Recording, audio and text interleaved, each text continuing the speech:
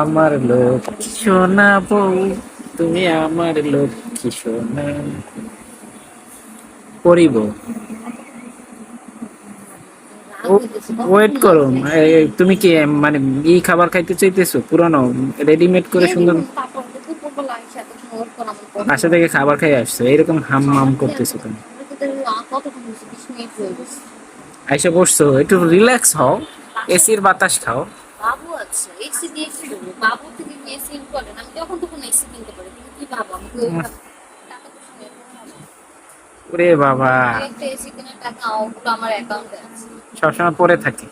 পড়ে থাকে না, আমি কিনতেছি না কেন তুমি ভালো করে জানো, আর কিছুদিন পর সবাই জানবে যে কেন কিনতেছি না।